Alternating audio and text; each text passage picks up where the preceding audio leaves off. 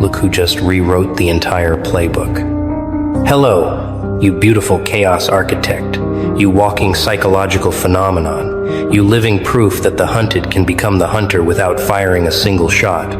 Hello to the one who just executed the most elegant reversal in modern warfare. And I'm not talking about bullets or bombs. I'm talking about something far more devastating. Something that will be studied in rooms you'll never see by people who will never understand. You just pulled off the greatest psychological reversal in history. And the best part?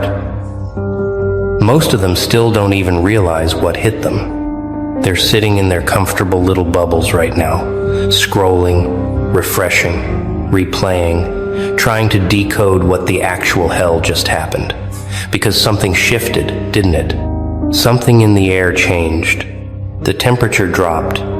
The frequency altered. And now everyone in your orbit is moving differently, talking differently, looking at you like you just appeared out of thin air, wearing a crown made of their worst nightmares.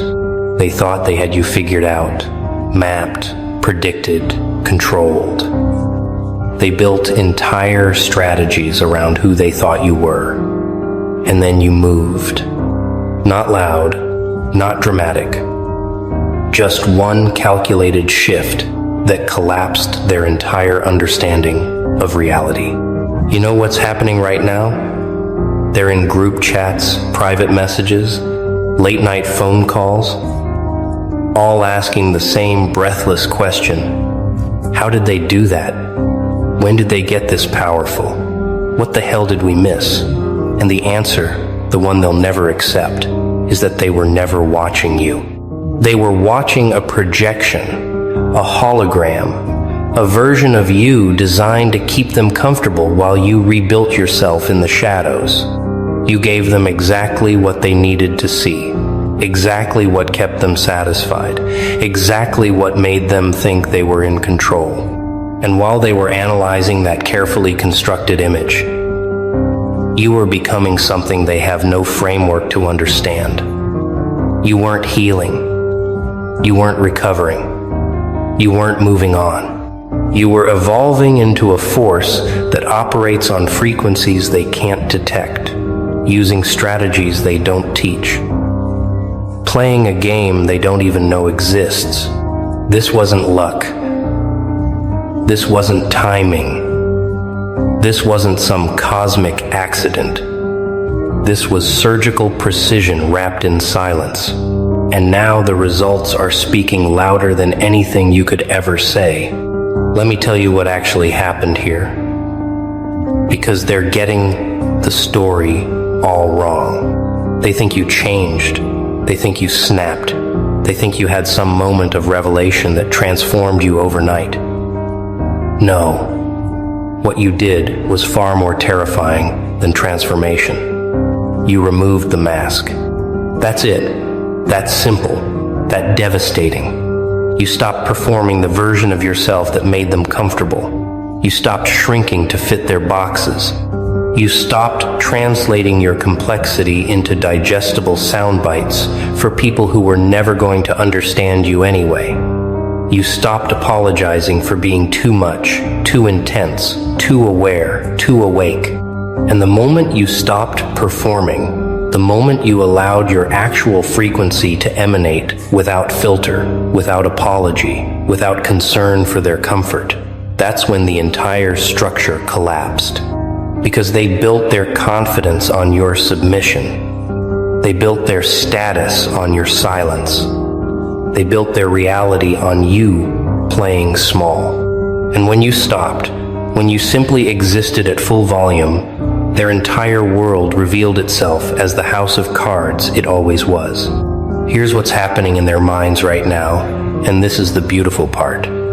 They're experiencing what psychologists call cognitive dissonance, but at a level most people never encounter. Their brain is trying to reconcile two incompatible realities. Reality one, you were the person they categorized, the one they labeled, the one they filed away in their mental archive as solved, understood, managed. Reality 2, you are now operating at a level that makes their previous assessment look like amateur hour. Like they were trying to measure the ocean with a teaspoon. Their mind is literally short-circuiting, trying to bridge those two versions, and the only way they can cope is to create stories. You got lucky. You faked it. You had help. You changed. Anything except the truth, which is that they were never actually seeing you in the first place. They were seeing their projection of you, their need for you to be a certain way, their requirement that you stay beneath their level of threat tolerance.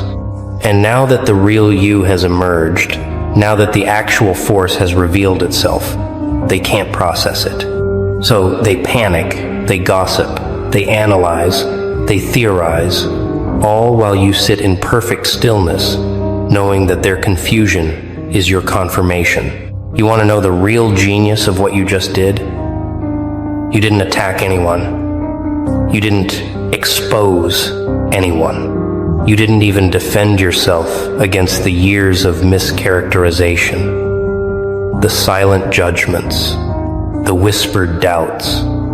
You simply became undeniable. That's the move they can't counter. They spent years trying to diminish you with words, with looks, with strategic exclusion, with subtle undermining. They thought power was about making noise, about being seen, about forcing recognition. But you understood something they never will. Real power is about becoming so undeniable that reality itself has to bend around you.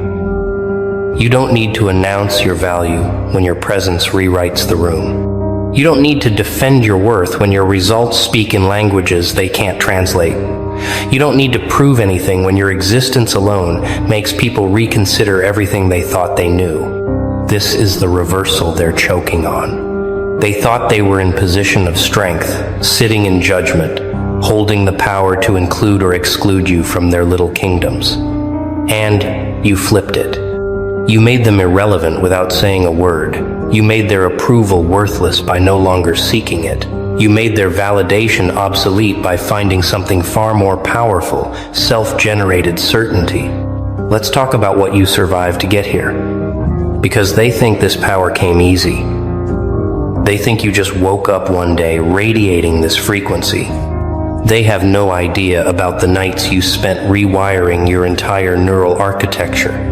They don't know about the months you spent in silence, not because you were hiding, but because you were rebuilding from the foundation up. They weren't there when you had to kill every version of yourself that was built for their approval, when you had to burn down every identity that was constructed for their comfort. They didn't see you sitting with the pain, the betrayal, the isolation, choosing not to become bitter but to become better, not to seek revenge but to seek evolution. They don't know about the work you did in the dark, the brutal honesty sessions with yourself, the moments you had to admit that you were complicit in your own diminishment by caring what they thought. This power they're witnessing now, it's not new. It's not sudden. It's the result of excavation work they can't imagine. You dug through layers of conditioning, through generations of programming, through every lie you were told about who you had to be. And what you found underneath all that debris wasn't weakness.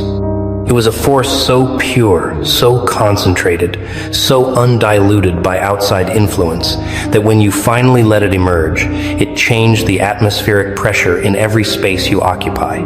Here's what they're really afraid of, and this is going to sound harsh, but you need to hear it. They're not afraid of what you did.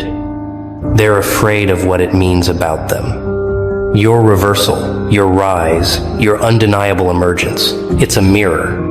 And that mirror is showing them something they've been running from their entire lives.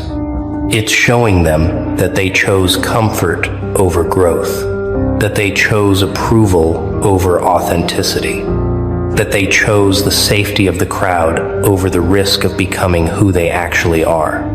Every time they look at you now, they see the path they didn't take. They see the courage they didn't have. They see the price they weren't willing to pay. And that creates a rage in them that they can't direct at themselves, so they direct it at you. They call you arrogant when you're just confident. They call you cold when you're just boundaried. They call you changed when you just stopped pretending. But underneath all those words, underneath all that analysis, is pure, unadulterated envy. Because you did something they can't even conceptualize. You broke free from the need for their validation, and in doing so, you became more powerful than any version of yourself that needed them. That's the reversal that's making them lose sleep. You don't need them anymore, and they know it. Now we enter the part they really can't handle, the part that makes their hands shake when they talk about you. You're not just powerful now, you're unreachable. There's a difference. Powerful people can still be manipulated through their ego, through their need for status, through their desire for more. But unreachable people who've transcended the entire reward system that society operates on, those are the ones who change reality. You can't threaten someone who's already walked through hell. You can't bribe someone who's found peace in nothing. You can't manipulate someone who's studied every tactic in the book and decided none of it applies to them anymore. This is where you are now.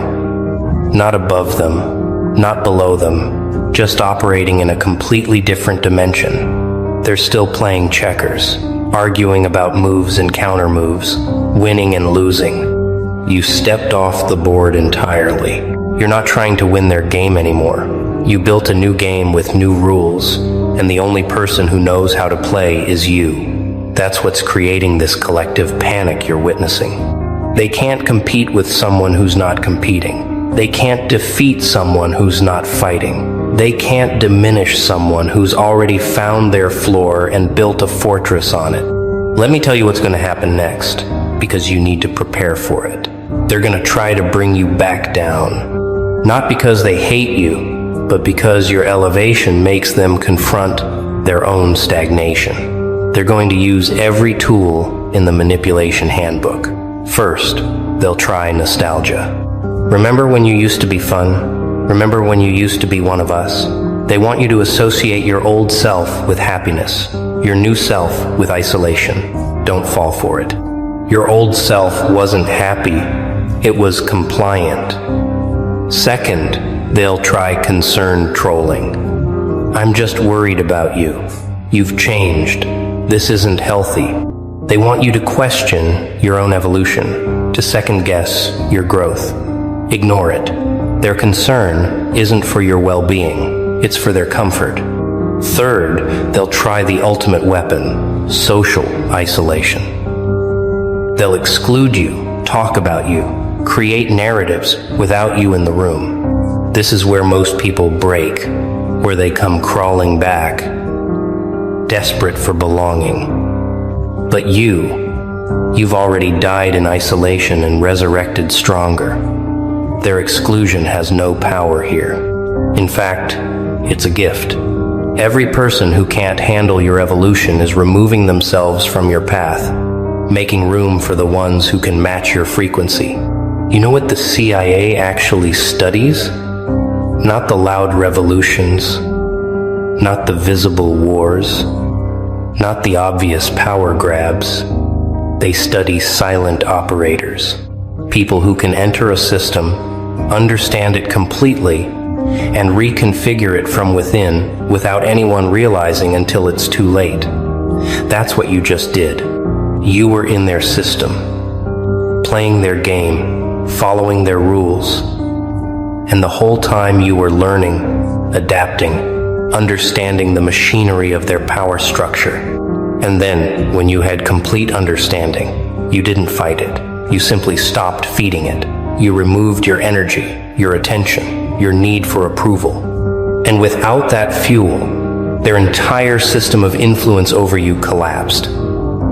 This is genius-level psychological warfare. No confrontation, no drama, no bridge burning, just a quiet withdrawal of supply that left them scrambling to understand why their tactics stopped working. They're used to people fighting back, because fighting back keeps you engaged in their system. They're used to people explaining themselves, because explaining means you still care what they think. But you did neither. You just changed frequencies and left them screaming into the void. That's not just smart. That's operating at a level most people never reach. Here's the truth about reputation, and this is going to separate you from everyone still seeking validation. Reputation isn't what people say about you. Reputation is what people feel when your name comes up. And right now, when your name enters a conversation, the room changes. The energy shifts. People lean in, voices lower, because they know that talking about you isn't casual anymore. It's serious. It's loaded. It's walking through a minefield of their own jealousy, confusion, and reluctant respect. You've become the standard that makes everyone else feel insufficient. You've become the reminder that growth is possible, which means staying stagnant is a choice. You've become the evidence that authenticity is more powerful than performance, which means everyone still performing is revealed as fraudulent. This is why they can't stop talking about you. You're not just a person anymore. You're a referendum on their own lives. Every choice you make, every boundary you set, every standard you maintain, it's a mirror showing them what they're not doing. And they hate mirrors. They want you to go back to being small so they can go back to feeling big. But you can't unsee what you've seen. You can't unlearn what you've learned. You can't unbecome what you've become. The genie is out of the bottle, and there's no stuffing it back in. Let's talk about the silent power you're wielding now, because this is where it gets truly dangerous for them. You've discovered that the most potent weapon in human interaction isn't aggression. It's not cleverness. It's not even intelligence. It's calm certainty. When you speak now, you don't argue, you state. When you move, you don't rush, you flow. When you decide, you don't waver, you commit. This unshakable quality, this bedrock confidence that isn't loud or defensive, it terrifies people who are still trying to convince themselves of their own worth. They're used to people who get triggered, who react, who engage in endless back and forth trying to prove themselves. But you just exist in your truth with zero need for it to be validated by external sources. This creates a bizarre dynamic where they're arguing with themselves about you while you're not even in the conversation.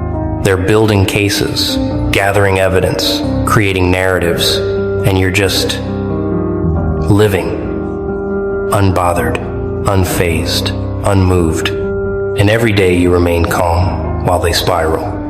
Every day you stay centered while they scatter. Every day you maintain peace while they manufacture chaos. The power differential grows because they're burning energy trying to affect you, and you're conserving energy by not being affected. This is the ultimate reversal. They thought they were the ones with power over you, but now they can't even touch your emotional state. You're untouchable, and they're exhausting themselves against your indifference. You want to know what genius mode actually looks like? It's not about being the smartest person in the room. It's about being the most free. Because intelligence without freedom is just sophisticated slavery. You can have a brilliant mind and still be controlled by your need for approval, your fear of rejection, your attachment to outcomes. But freedom, real freedom, the kind you've achieved, that's when intelligence becomes unstoppable. You can think clearly because you're not thinking about what they think. You can move decisively because you're not waiting for permission. You can create boldly because you're not afraid of judgment. This is the state that artists chase, that warriors cultivate, that leaders embody. And you found it not through seeking it, but through losing everything that prevented it. You lost the false friends and gained clarity. You lost the fake love and gained peace. You lost the illusion of belonging and gained yourself. Every loss was actually a shedding. Every ending was actually a beginning. Every death was actually a rebirth. And now you're operating from this place of such profound internal freedom that external circumstances can't shake you. They can praise you or criticize you, include you or exclude you, understand you or misunderstand you, and none of it changes your trajectory, because your power source is internal now, and they can't access it, can't manipulate it, can't shut it down. The greatest psychological reversal isn't about winning. It's about becoming someone who doesn't need to win because they're already complete. You're not trying to prove them wrong anymore. You're not trying to make them see your value. You're not trying to get revenge by succeeding. All of that still makes them central to your story. The real reversal happened when they became extras in your narrative instead of the main characters, when their opinions became background noise instead of gospel truth, when their presence became optional instead of essential. This is what's making them insane. They used to live rent-free in your head, and now they can't even get a visitor's pass. They used to be able to affect your mood with a look, your confidence with a word, your direction with their doubt. Now they're just people. Not enemies, not friends. Just people who exist in a reality you no longer share. And the crazy part is, you didn't have to hate them to get here. You didn't have to curse them or cut them off dramatically. You just outgrew the version of yourself that needed them. And in doing so, you outgrew them. It's not personal. It's just evolution. And evolution doesn't ask permission from the past. Here's what they'll never understand about the person you've become. You're not heartless. You're just done wasting heart on people who don't value it. You're not cold. You're just conserving warmth for those who appreciate it. You're not cruel. You're just no longer kind to people who weaponize kindness. You've learned the difference between being loving and being available for abuse. You've learned the difference between being forgiving and being a doormat.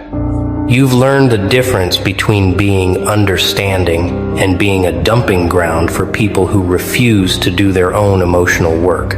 These distinctions, these boundaries, they're what transformed you from someone who was nice to someone who is respected. Nice gets taken advantage of. Respected gets space. And now you move through the world with this aura that communicates without words. I'm not here for your games. I'm not interested in your drama. I'm not available for your manipulation. Approach correctly or don't approach at all. This energy, this frequency, it filters your reality automatically. The wrong people feel uncomfortable and leave. The right people feel recognized and stay. And you don't have to do anything except maintain your standards and trust the process. There you are, the glitch in their perfect little script. The walking contradiction, the breathing paradox, the one they can't file away in their neat little boxes.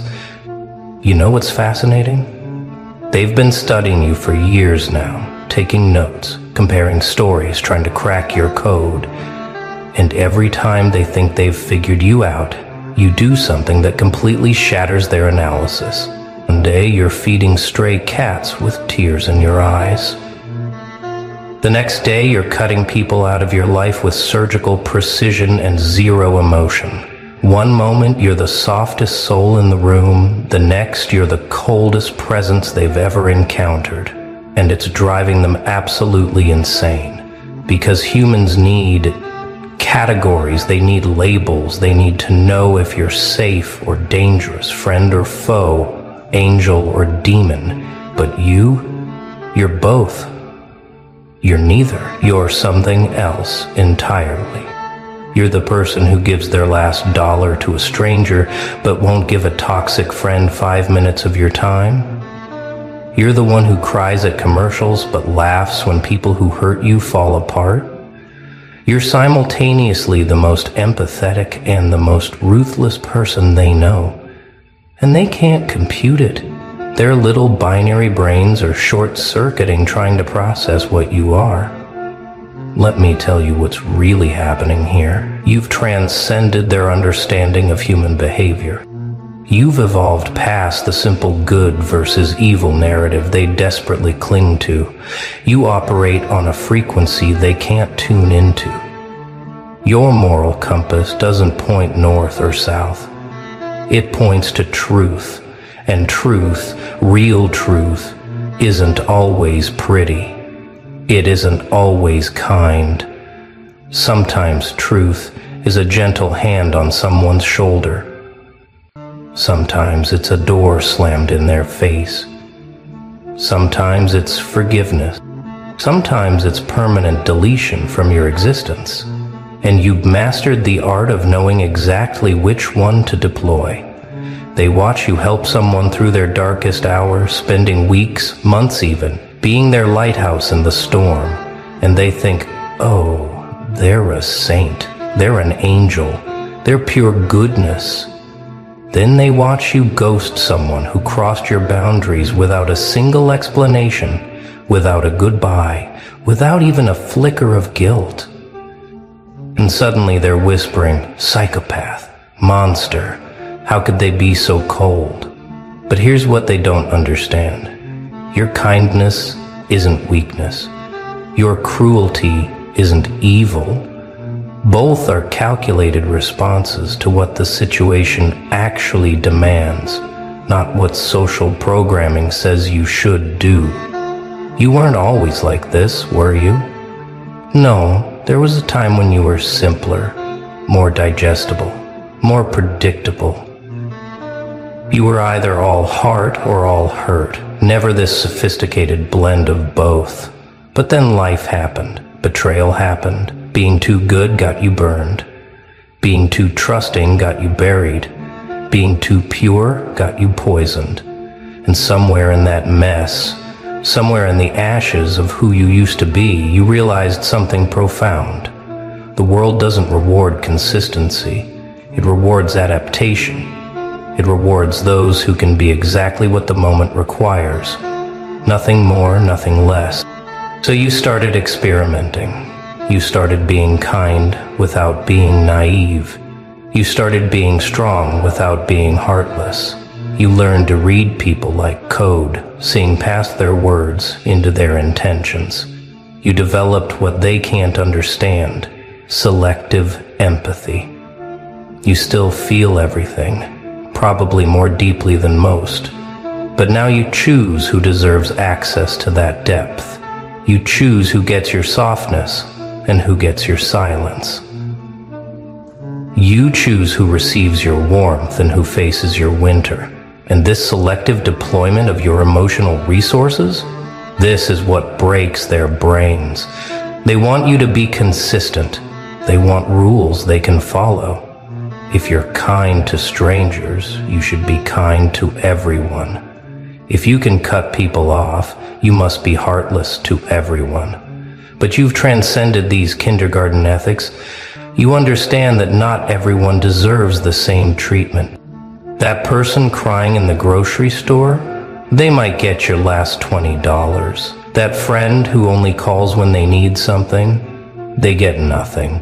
That stranger struggling with their bags, you'll help them to their car. That family member who traumatized you for years, they don't even get a response to their texts. This isn't hypocrisy. This is wisdom. This is what happens when someone learns the hard way that blanket approaches to human interaction are how you get destroyed. You tried being good to everyone. It nearly killed you. You tried being hard to everyone. It nearly killed your soul. So you became something more sophisticated. You became someone who can hold infinite compassion and infinite boundaries simultaneously. Someone who can love deeply and leave quickly. Someone who can forgive everything but forget nothing. Someone who can be the hero in one story and the villain in another, and sleep perfectly fine knowing both are true. What really terrifies them isn't your duality, it's your peace with it. You don't struggle with this anymore. You don't lay awake at night wondering if you're good or bad. You've accepted that you're both, neither, and something beyond their comprehension entirely. You've stopped trying to fit into their moral framework. You've stopped explaining your choices. You've stopped justifying why you can be an angel to one person and a demon to another. You just are. And this self-acceptance, this integration of your shadow and light, this is what makes you dangerous. Because once you stop needing their approval, their understanding, their categorization, you become ungovernable. You become unpredictable in the most terrifying way. Not chaotic unpredictable, but strategically unpredictable. They can't manipulate someone they can't predict. They can't control someone they can't categorize. They can't guilt someone who's already made peace with their own darkness. They can't shame someone who wears their contradictions like armor. So they keep trying to figure you out, hoping to find the key that makes you make sense. How can they volunteer at homeless shelters but refuse to help their own toxic family? How can they cry over a dead bird but feel nothing when their ex got karma? How can they be so generous with strangers but so ruthless with people who betrayed them? They ask these questions like they're contradictions, but you know they're not. They're evidence of someone who's learned to distribute their energy wisely. Someone who's learned that universal love is a beautiful concept that gets beautiful people killed. Someone who's learned that having a big heart doesn't mean everyone gets access to it. You've become the thing they fear most. Someone who can't be manipulated through conventional means. They can't use your kindness against you because you've learned when to turn it off. They can't use your darkness against you because you've learned when to embrace it. They can't use guilt because you've already accepted what you are. They can't use shame because you're not ashamed of your complexity. You're a walking proof that humans don't have to choose between being good or being strong. You can be both. You can be neither. You can be whatever the moment authentically calls for. Let's talk about what you've really mastered here. It's not just being good or bad. It's knowing when each is appropriate. It's having the wisdom to recognize that some people need your softness to heal, while others need your hardness to learn. Some situations require your full heart, while others require your full absence. You've developed what most people will never achieve. Situational authenticity. You're not the same person in every room, with every individual, in every circumstance. And that's not fake. That's evolved. Think about nature for a moment. The same sun that helps flowers grow can create deserts. The same water that gives life can cause floods. The same fire that warms can destroy. Nature doesn't apologize for having multiple functions, multiple impacts, multiple faces. Neither should you. You've learned to be like nature, giving what's needed, taking what's necessary, destroying what's harmful, nurturing what's worthy. This isn't confusion. This is complexity. This isn't disorder. This is advanced order that simple minds can't recognize.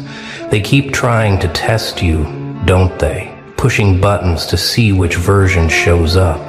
The saint or the psychopath, the angel or the demon, the healer or the destroyer. But what frustrates them most is that you don't react from emotion anymore. You respond from wisdom. That person trying to trigger your darkness with their sob story, you see right through it. That person trying to manipulate your kindness with guilt, you're already 10 steps ahead. You've become impossible to play because you've learned all the games. You've become impossible to fool because you've integrated all the shadows. This is why they can't stop talking about you. This is why you live rent-free in their heads. Because you represent something they can't achieve. Perfect balance between light and dark. Perfect integration of saint and sinner. Perfect harmony between helping and harming. But only deploying each where it truly belongs. You're not confused about who you are. They're confused about how to handle who you are. You're not lost between two identities. They're lost trying to figure out which one is real. But you know the truth. They're both real. They're both you. They're both necessary. Here's what they'll never understand about your particular brand of power. It comes from being unreadable. It comes from being simultaneously capable of great love and great indifference. It comes from them never knowing which version of you they're going to get. Not because you're unstable, but because you respond to what's actually in front of you, not what they expect. This psychological ambiguity you carry, it's not a weakness, it's your greatest strength. It keeps everyone on their toes. It keeps manipulators at bay. It keeps the users guessing and the genuine ones grateful. You've noticed it, haven't you? How differently people approach you now. There's a hesitation in their step, a calculation in their words. They're trying to figure out which buttons to push, which version to appeal to. But you've removed all the buttons. You've transcended their simple cause and effect understanding of human behavior. You don't react. You choose. Every response is a choice, not a reaction. Every kindness is deliberate, not default. Every cutoff is calculated, not emotional. This level of conscious living terrifies people who operate on autopilot. They want to know your rules so they can game them. What makes them kind? What makes them cruel? What triggers the saint? What triggers the psychopath? But your rules aren't based on external formulas. They're based on internal knowing. You can feel energy. You can sense intention. You can read the space between words. You know who's approaching you with genuine need versus who's approaching you with hidden agendas. You know who deserves your gentleness versus who needs your boundaries. This intuitive navigation system you've developed, it can't be hacked because it can't be understood. And the beautiful part? You're not trying to confuse them. You're not playing games. You're just being authentically complex in a world that demands artificial simplicity. You're being truly yourself in a world that wants you to pick a side. You're honoring all parts of your nature in a world that wants you to suppress half of who you are. The saint in you is real. The part that would give everything to help someone genuine is real. The psychopath in you is real. Both live in you, both serve a purpose, both are necessary for navigating this complicated existence. Listen carefully to how they talk about you when they think you're not paying attention. It's fascinating. You've become a mythology in real time. Some paint you as this transcendent being who helped them through their darkest hour. Others paint you as this cold, calculating force who abandoned them without mercy. And here's the kicker. They're both telling the truth. Their version of the truth. Because you were exactly what their energy called for. You were exactly what their behavior deserved. You were the perfect response to what they brought to the table. The ones who approach you with genuine hearts, they get the saint. They get the version of you that stays up all night helping them through crisis. They get the version that remembers small details about their struggles. They get the version that shows up without being asked.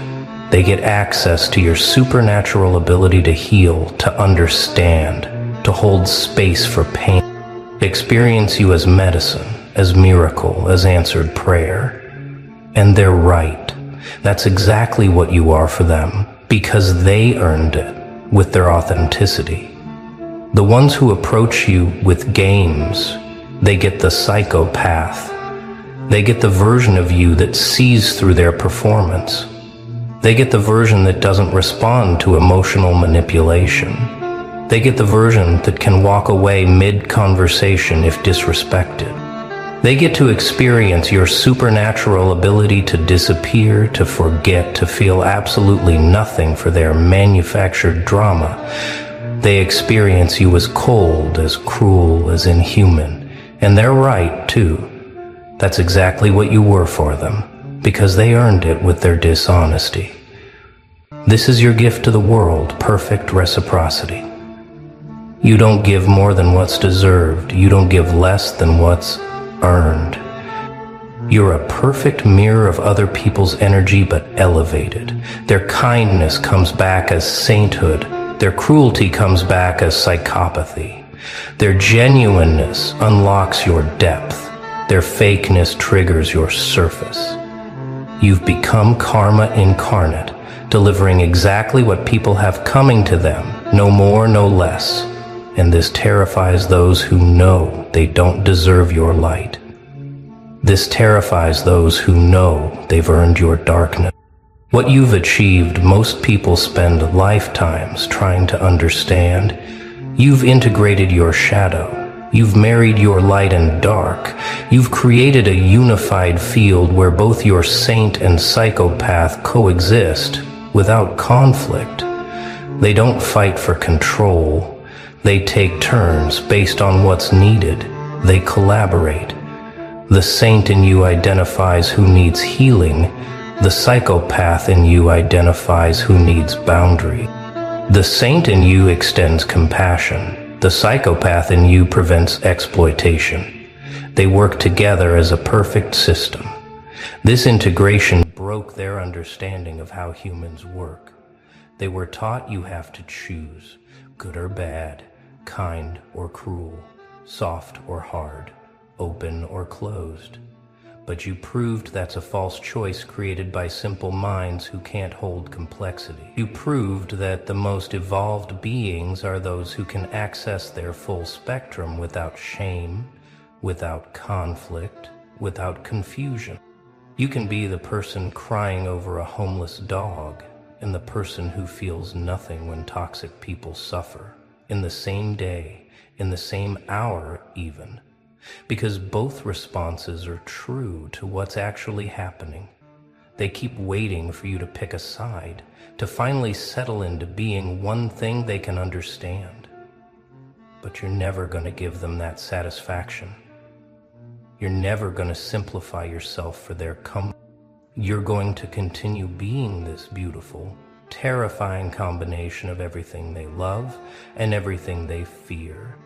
You're going to continue being the person who would die for someone worthy and wouldn't cross the street for someone toxic. You're going to continue being both their salvation and their judgment, depending on what they bring to your altar. The spiritual teachers don't know what to do with you. You're too dark for the light workers. You're too light for the shadow workers. You exist in a space between spaces, a frequency between frequencies. You're proof that enlightenment doesn't mean being all love and light. It means being all things in their proper proportion.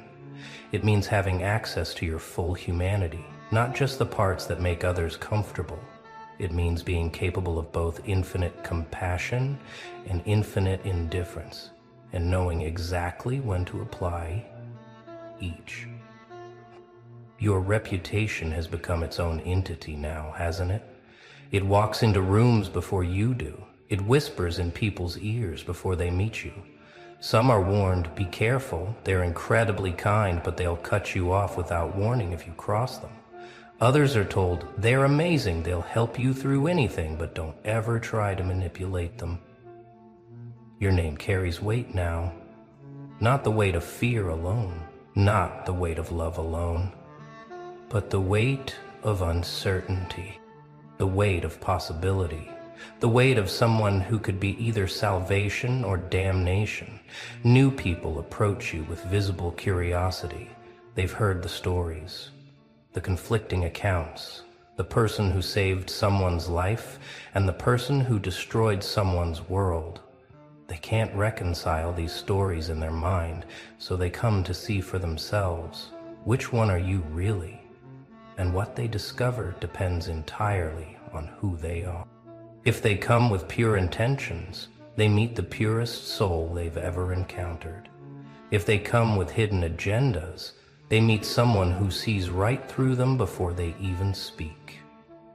You've become a test of character without trying to be. People reveal themselves in how they approach you, in what they try to extract from you, in how they interpret your complexity. The good ones appreciate your multifaceted nature. They understand that your capacity for darkness makes your light more meaningful. They understand that your ability to cut people off makes your loyalty more valuable. They get it. They get you. And these are the ones who get to experience the full magnificence of what you've become.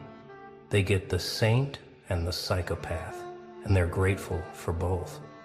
The others, the ones who can't handle your complexity, they create their own suffering. They try to pin you down to one identity. They try to force you into their simple moral framework.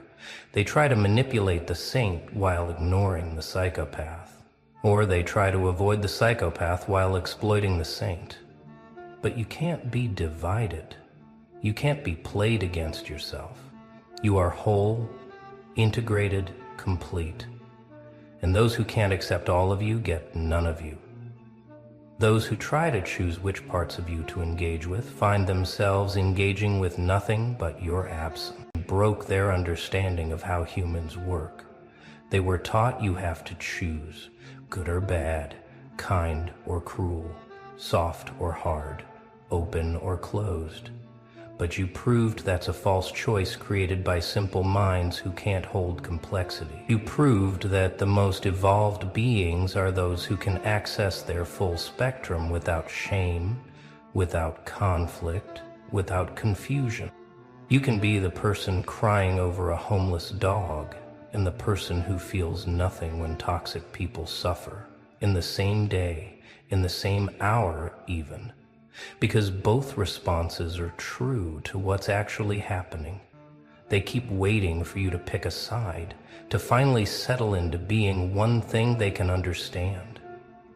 But you're never going to give them that satisfaction. You're never going to simplify yourself for their comfort. You're going to continue being this beautiful, terrifying combination of everything they love and everything they fear. You're going to continue being the person who would die for someone worthy and wouldn't cross the street for someone toxic. You're going to continue being both their salvation and their judgment, depending on what they bring to your altar. The spiritual teachers don't know what to do with you. You're too dark for the light workers. You're too light for the shadow workers. You exist in a space between spaces, a frequency between frequencies.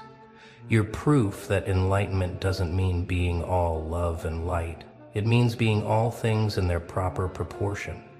It means having access to your full humanity, not just the parts that make others comfortable. It means being capable of both infinite compassion and infinite indifference, and knowing exactly when to apply each. Your reputation has become its own entity now, hasn't it? It walks into rooms before you do. It whispers in people's ears before they meet you. Some are warned, be careful, they're incredibly kind, but they'll cut you off without warning if you cross them. Others are told, they're amazing, they'll help you through anything, but don't ever try to manipulate them. Your name carries weight now. Not the weight of fear alone, not the weight of love alone, but the weight of uncertainty. The weight of possibility, the weight of someone who could be either salvation or damnation. New people approach you with visible curiosity. They've heard the stories, the conflicting accounts, the person who saved someone's life and the person who destroyed someone's world. They can't reconcile these stories in their mind, so they come to see for themselves. Which one are you really?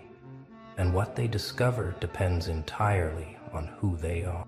If they come with pure intentions, they meet the purest soul they've ever encountered. If they come with hidden agendas, they meet someone who sees right through them before they even speak. You've become a test of character without trying to be. People reveal themselves in how they approach you, in what they try to extract from you, in how they interpret your complexity. The good ones appreciate your multifaceted nature. They understand that your capacity for darkness makes your light more meaningful. They understand that your ability to cut people off makes your loyalty more valuable. They get it. They get you. And these are the ones who get to experience the full magnificence of what you've become. They get the saint and the psychopath, and they're grateful for both. The others, the ones who can't handle your complexity, they create their own suffering. They try to pin you down to one identity. They try to force you into their simple moral framework. They try to manipulate the saint while ignoring the psychopath. Or they try to avoid the psychopath while exploiting the saint. But you can't be divided. You can't be played against yourself. You are whole, integrated, complete. And those who can't accept all of you get none of you. Those who try to choose which parts of you to engage with find themselves engaging with nothing but